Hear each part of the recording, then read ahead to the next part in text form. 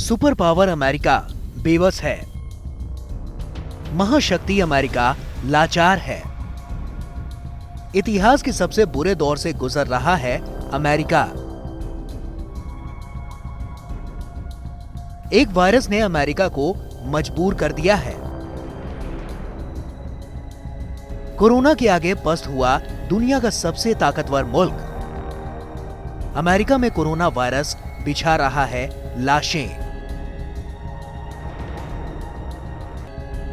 अमेरिकी राष्ट्रपति Donald Trump बार बार कह रहे हैं कि वो चीन से बहुत नाराज हैं, क्योंकि चीन ने अपने यहाँ फैले कोरोना वायरस संक्रमण के बारे में पहले नहीं बताया था। अगर चीन शुरू में ही बता देता तो अमेरिका और बाकी दुनिया में हालात इतने नहीं बिगड़ते। लेकिन जो लोग ट्रंप की शैली और उनकी राजनीति को जानते हैं, उनका कहना है कि अगर चीन पहले बता देता तब भी क्या गारंटी थी कि ट्रंप उसकी बात पूरी गंभीरता से लेते। खैर, इन सब के अलावा सवाल यह है कि दुनिया का सबसे आधुनिक, सबसे विकसित, सबसे ज्यादा सक्षम देश होने के बावजूद अमेरिका इस मामले में कैसे पिछड़ गया। इसका जवाब है कि अमेरिका ने समय रहते इस वायरस का प्रसार रोकने के लिए कदम नहीं उठाए। ट्रंप ने पहली बड़ी गलती 2018 में राष्ट्रीय सुरक्षा परिषद की ग्लोबल हेल्थ सिक्योरिटी की टीम को भंग करके की। ये टीम कोरोना जैसी महामारियों से बचाव की तैयारियां देखती थी।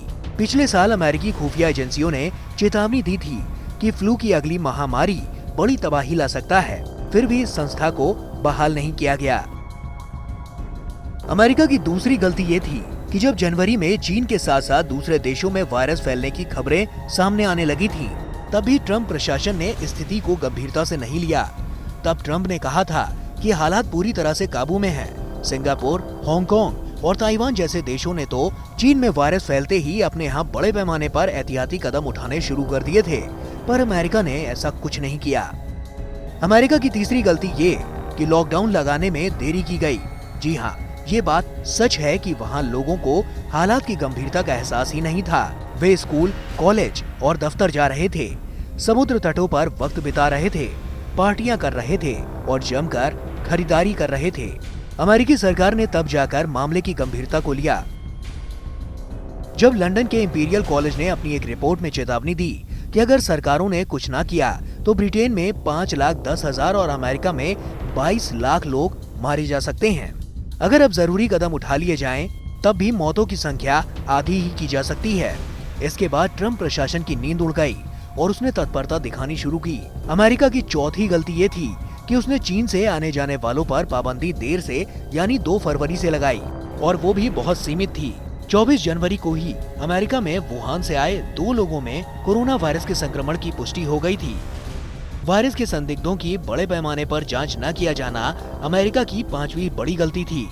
आज ताइवान, हांगकांग, दक्षिण कोरिया, जापान और सिंगापुर ने इस वायरस के संक्रमण को बढ़ने नहीं दिया।